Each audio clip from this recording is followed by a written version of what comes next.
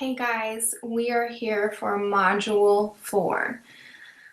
We're going to talk a little bit face-to-face first because today we're talking about being and giving freebies. And I know that this is a touchy subject for a lot of people. It's hard to wrap your head around when it would be beneficial for you and your company. It's hard to not say yes to every opportunity that comes your way because you're waiting for the next big thing to happen, or you're waiting for that one connection. And know that this is almost everybody's struggle. Like 99.9% of people go through this also. It's not a struggle that just you are having to do. It's not a struggle that you are the only person having to figure out, is this going to be the moneymaker? If I do this for free, is it going to be worth it? Is it going to pay off? You're not the only person where your friends and your family or close colleagues are asking you to do things at heavily discounted rates or for free. You're not the only person that has been told the line of, this will give you the exposure that you need, and we have the numbers, and you'll book clients if you just do this one for us for free. That happens to every single one of us, and it happens for a very long time. Part of combating this, in my opinion, always goes back to presenting the creative industry as an industry and as a serious business and as the business that you're paying your bills with. And it's hard to do that, yes, when you're giving stuff for free, but it's also hard to pay your bills if you're not getting in the clients. So know that I feel you. I've been there and I'm still there. There's always the next level that you're wanting to take your business, and it seems like you have to begin again at this ground zero of, okay, well, now I'm doing this, or now I'm offering these services. How do I get it out there? And the people that are coming at you want it for free. There is a point where you have to know and trust in yourself that you are educated enough. You know what you're talking about. You know what you're doing. You know what you are selling and offering is great and fantastic, and it is worth money. It is worth dollars. It is worth you getting paid. What you're doing is worth being able to pay your utility bill with it. It is worth being able to take your kids to Disney World with it. It is worth it, and you deserve to get paid to have any of those things be paid for or taken care of for you. There is a art to deciding whether someone who is approaching you wanting a discount or free services, whether it will be worth it. And sometimes, even if you follow the steps that I'm going to tell you today, and even if you follow the jargon, sometimes it still doesn't work.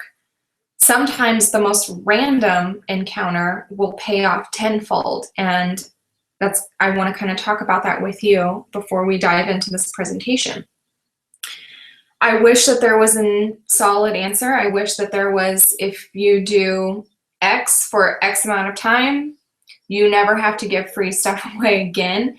There are certainly companies that don't have to, but they still do because they know that it does benefit them in certain ways. But know that working for free long term isn't a business. It's volunteer work. It's charity. It's a hobby. So I know that you're here because you take your shit seriously and what you do, and you want to be paid for it. So part of that is using the tools that we've learned in the prior modules of asking for the sale, doing the follow through, getting your stuff together, But this is that side angle where everyone's always worrying about, well, how long do I need to work for free? There is no magic answer, and I wish that there were. But I wanted to tell you a little bit about my backstory, a little bit of history of the connection that led me to not only completely changing my focus of my job, but opened up an amazing network of women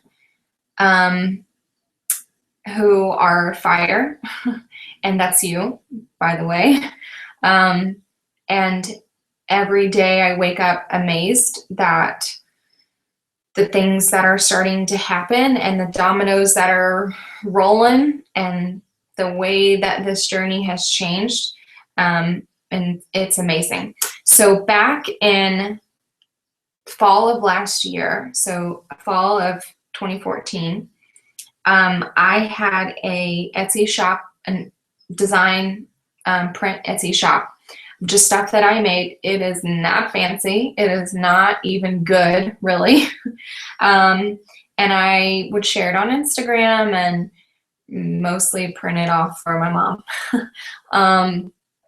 But I followed a woman on Instagram. Her name is Twee of My Paper Pinwheel. I know some of you know her really well.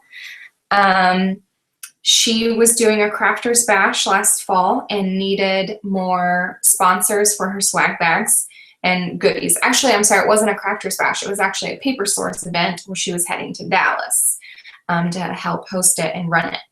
So she posted on Instagram that she needed more people to provide stuff for swag bags. So I emailed her and said, here's the link to my shop.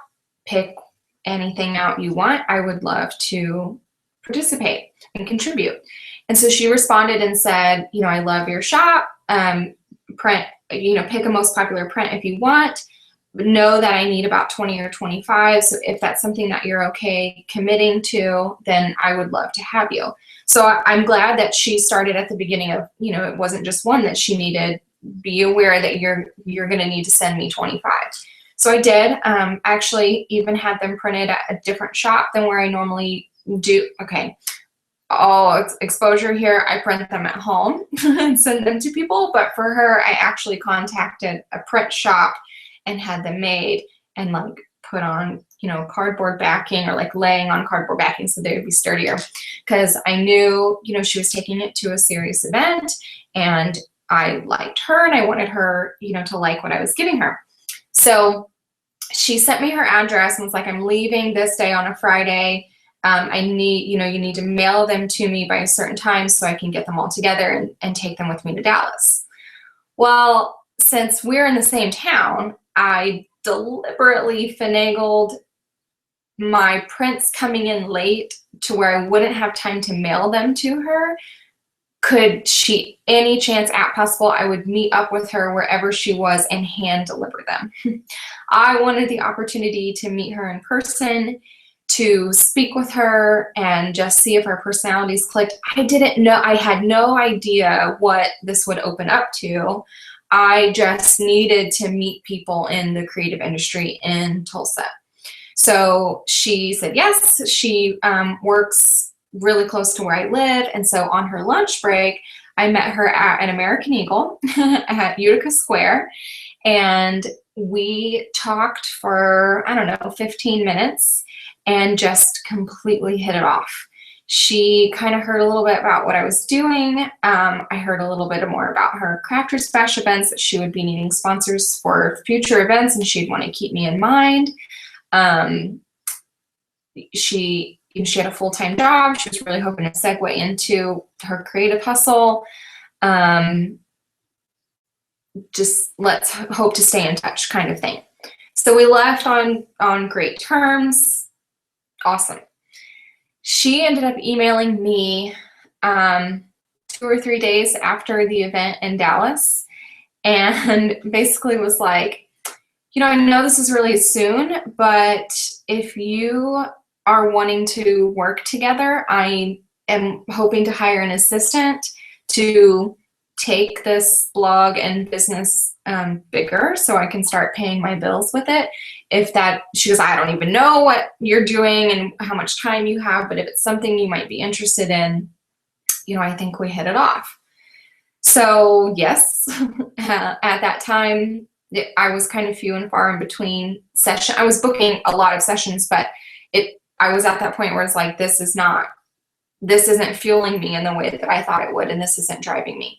And so when you have that feeling, you aren't active in finding sessions and finding people. So I said, yes, absolutely. Whatever you want, can start tomorrow. Like, let's talk. We'll figure it out.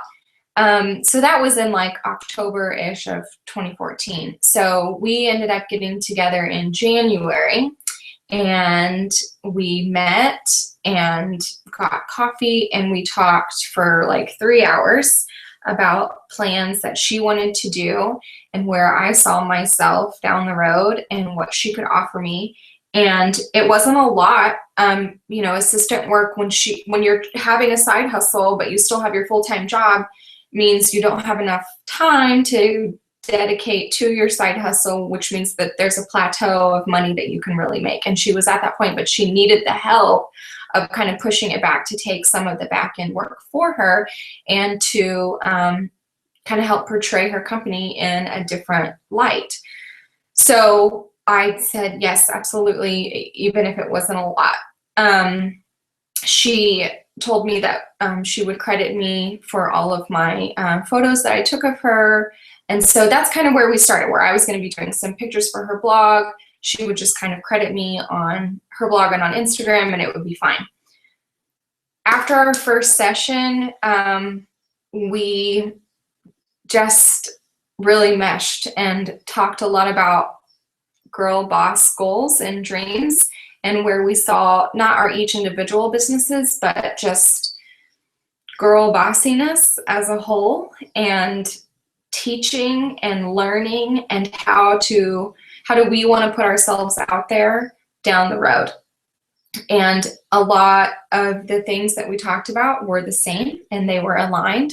And here she was at 15,000 plus followers on Instagram, and I hadn't even started my Instagram account before Emily says, and she said, yeah, like, we can totally take over the world, we can do it. And so that very much transitioned into more of a partnership role, to where we are working on ideas together and wanting to host events together. And I'm doing, assistant work for her still, but blog work and Instagram work and emails and stuff, but it has just opened up so many doors for me of people that she's close with and knows that I would have never thought I would get the chance to meet, are in this class and listening to me or following me on Instagram, or, we went all to a trivia night with some girl. I mean, it's crazy. And so it's just to say that whatever you're giving for free or whatever opportunity comes, you kind of have to finagle it sometimes yourself and set up these circumstances that you don't know how they're going to end. I could have just, we might not have clicked, and it could have just been she contacted me for future Crafters Bash, and I would donate swag. And I would hope that the people who got the swag would, buy more of my stuff. But the way that our relationship turned and our partnership is just something I could not have formed into words at that American Eagle, because I didn't even know that this is where I was going to be last October. So I know that was a lot of rambling, but I really just want to point out that you can go into every freebie exposure opportunity and not know where it's going to go. And sometimes it doesn't go where you hope it's going to go. And sometimes it leads you in a completely new direction that you couldn't have even dreamt of being in. So I am not the person ever to advocate to say, you shouldn't work for free. I believe in doing your dues and getting out there and building a network of bosses. I do strongly believe that once you kind of get the one, so that's happened for me with Twee. of where I feel more confident now. I can call on some girl bosses in my, Rolodex of people that I know now.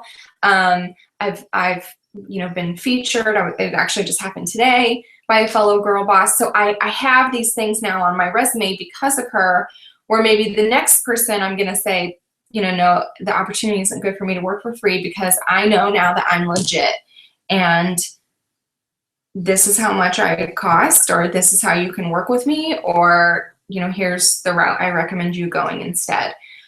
Whereas if I hadn't met her and we hadn't had this opportunity to have the conversations that we've had over the last couple months, I would still be saying yes to opportunities that were coming my way, or still be seeking those out on how I can get my work out there for free. That isn't to say, like, if people want to share photos that I've taken for her on another blog, I don't charge for that. I did them for her. We did them for an event. Have them share them. I know that that's going to benefit me, and it would be ridiculous. I'm not going to charge for something that's already out there. I have given a couple discounted subscription coaching sessions because I wanted to see how a long-term coaching relationship worked. I'm in the process of that right now.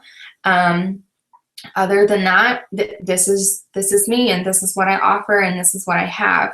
And I portray myself in a sense that 1,000 people before you have bought me at this price, even if that's not true.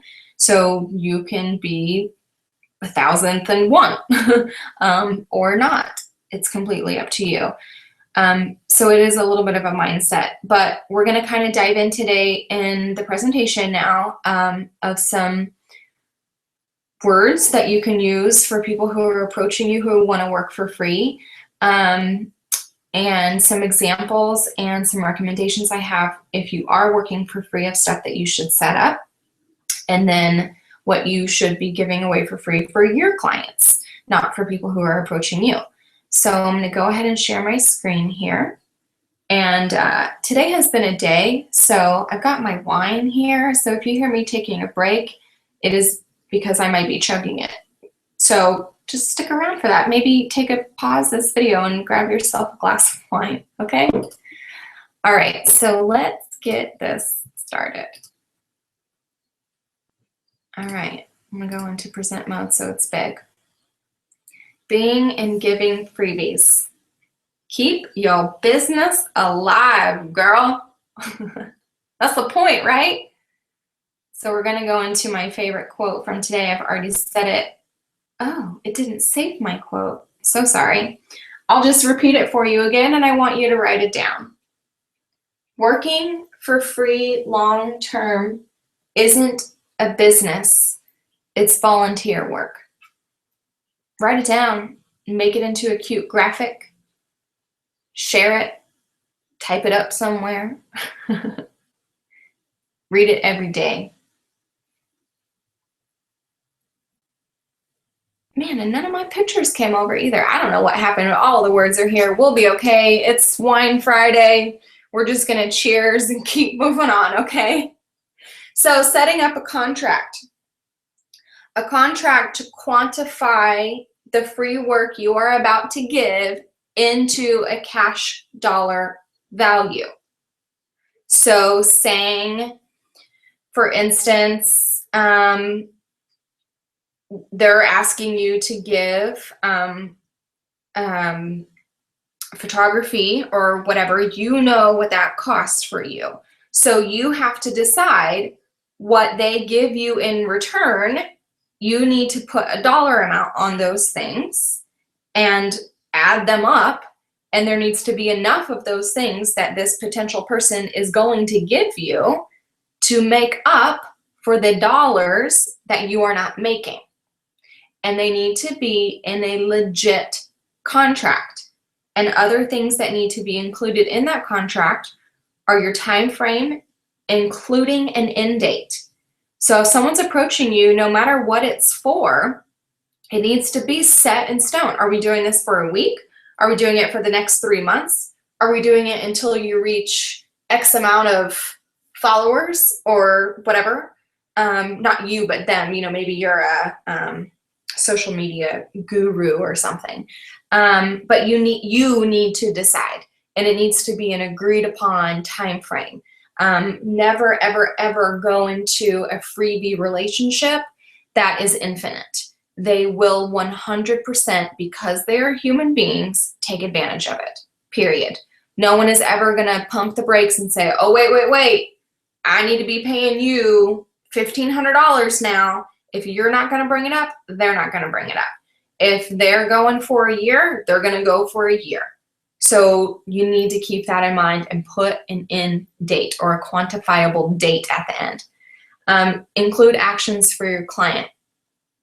Stuff that you actually want them to do to make up for the cash that you're not bringing in.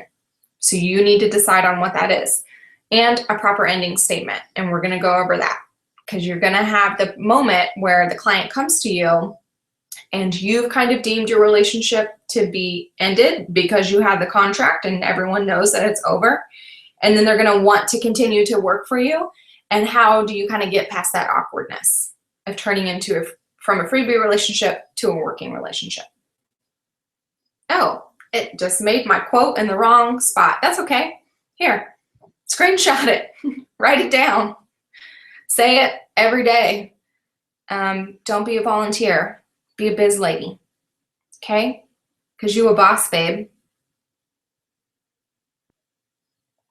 Okay. Here is more examples of what I'm talking about in quantifying your exposure. Asking them, okay, you have 17,000 followers on Instagram, Twitter, and Facebook.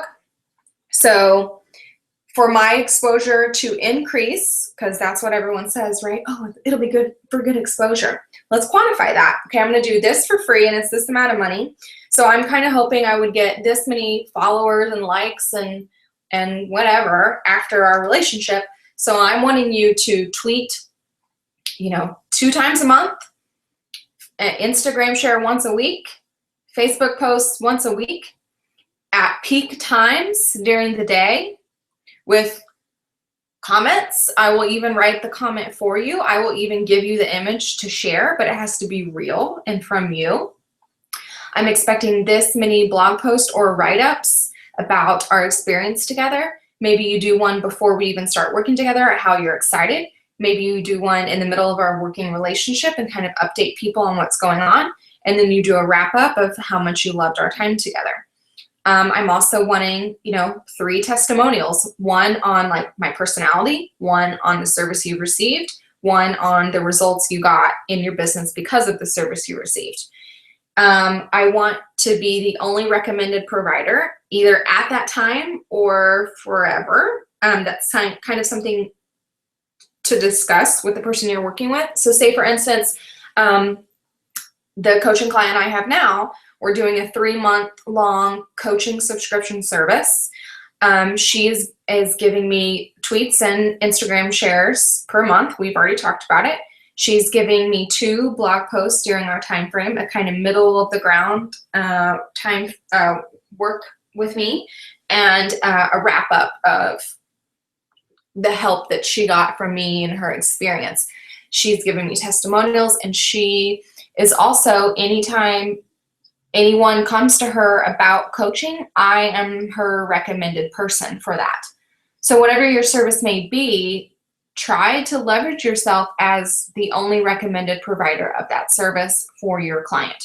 On their website, maybe it's their sidebar on their blog, at the bottom, maybe it's just in their email when they're talking about that specific topic that you do. Also, access to clients' connections. So say I'm working with someone and she knows these boss women, I'm going to ask her, hey, let me email her, how about you introduce us, or email her first, letting her know that I'm going to email her, asking her about whatever. There's an event that Twee and I are hoping to have, or we are going to have in October, and there are some speakers there that we are inviting, and they have said yes. And I don't think I could have come out just asking them. I don't think they would have said yes if it were just me, but I have the power of her being with me So they're saying yes because they know both of us, but they have a stronger relationship with her. So we're using her client connections to make our event grander and stand out and more legit. If there's anyone that she knows in the industry for a particular, something, I talk about them a lot. I might blog about them or just reference them on Instagram to kind of build up that relationship also. So you should do the same. Here's your closing statement for that client comes back wanting to renew their free contract with you, and you just say this: unfortunately, a client can't go through my pro bono program more than once. You've graduated. So it's a short, sweet, nice. It leverages you as a professional, someone who is needing to make money and who isn't going to keep doing shit for free, but in a very, very professional way, where you're not saying, got the bills to pay, buddy, which is what you're wanting to say and which is really what you are saying, but no one really cares that you have bills to pay. We all just expect them to miraculously get paid on their own, and my free work isn't going to damage, what you've got going on. I don't want to know those things. So you got to tell them in a backwards way that lays down the law. It's clear, it's concise, it definitely gets your point across, but in a very nice and professional way, okay? So another way you can work on kind of giving and being freebies is suggesting a barter and trade instead. So if you think the person that's approaching you or you're approaching them, maybe, they don't have a lot of followers, or I don't know, you're just needing them for another reason that you can't quantify. So maybe the person that you're working with is a massage therapist, but it's actually, her husband's company that you're actually working with, but he can't give you what his company is for free. I'm like being totally confusing. Say for instance, you are working with a man that sells insurance. I don't know why you would be, maybe you are. He can't give you free insurance. That's just illegal. But maybe his wife is a masseuse, and so you guys barter and trade that, and you do free work for this insurance man. Maybe you're doing graphic design work or something. So setting up this actual contract. I brought up Gallery Studio in the Facebook group this week, and I was reminded of them when I was bringing up this barter and trade for you guys. They have an actual barter and trade studio contract. You can buy from them. I think it's $35. It's yours forever. Customize it to your business. Print that sucker off and have it with you. So when someone's approaching you like this, to leverage yourself in a way where you're not saying, yeah, sure, like what work do you want done? I'll go ahead and do it. Actually say, sure, I'm open to negotiating arrangements. What can you offer?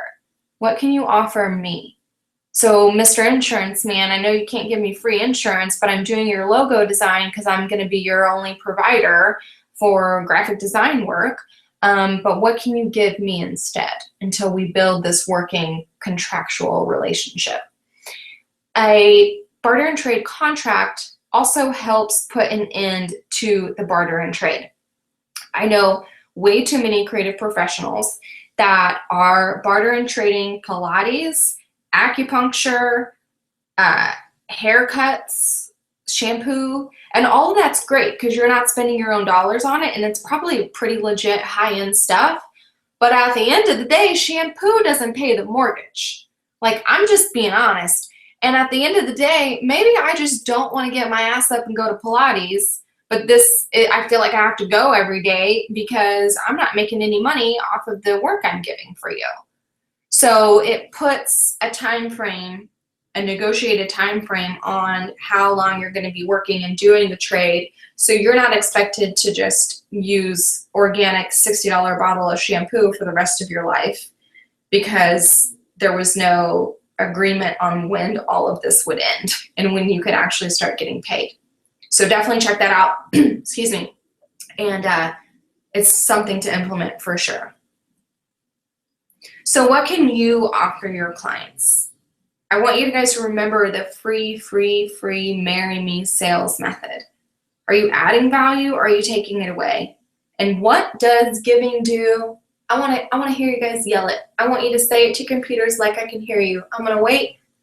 Oh, there it is. Creates trust. And that's all that we're doing. And that's what creates sales. Trust equals sales. Giving equals trust. I hands down believe 100% that the universe is tricky and it just knows. There's a weight to the universe and it has to be evened out. And when you're giving and you're giving and you're giving and you're giving, eventually that pile is just going to roll right back to you. And it's just going to come. And I'm not saying give blindly. And I'm not saying say yes to every single thing that comes to your way. Be strategic about it. Be bossy about it. Suggest the contracts. Suggest the barter and trade. Put a time frame on it. Ask people for legit actions from them that can make up for the money that you're not bringing in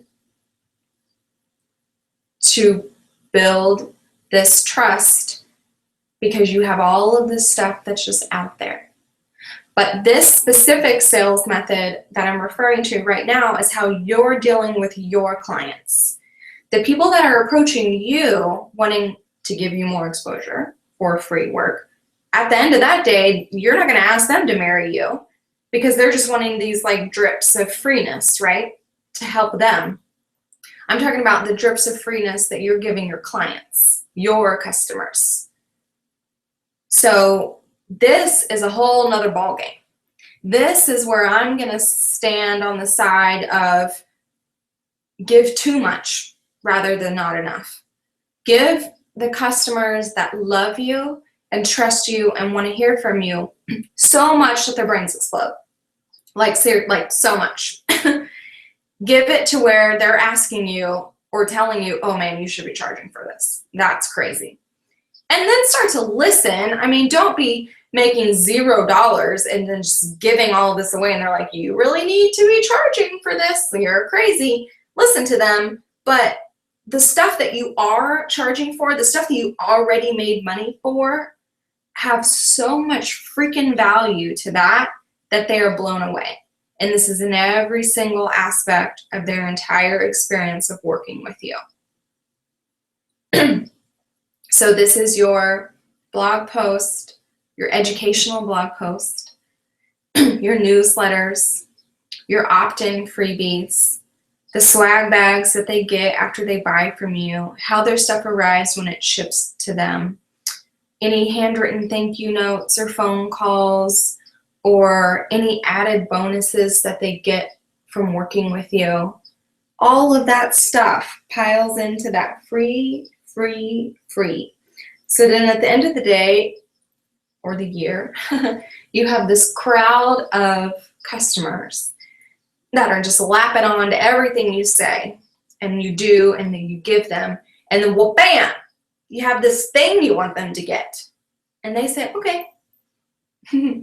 That's how it works. I'm serious. They say, okay, no hesitation.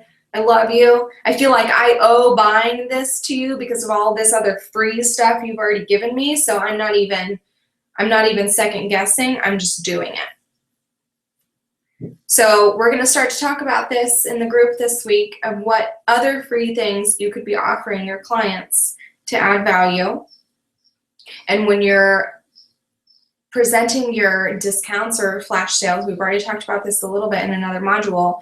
Are you adding value or are you taking away? So you're adding more stuff, giving more free things to what you're already giving your clients, not heavily discounting it, because you can't come back from that. But you can always add more little things and tweak that here and make money on the back end here. But if you're just slashing prices, that's it. There's nowhere else to go from there. So work on that trust, work on your free marry me sales method, and I want to hear about it. Okay? Talk to you later, bosses.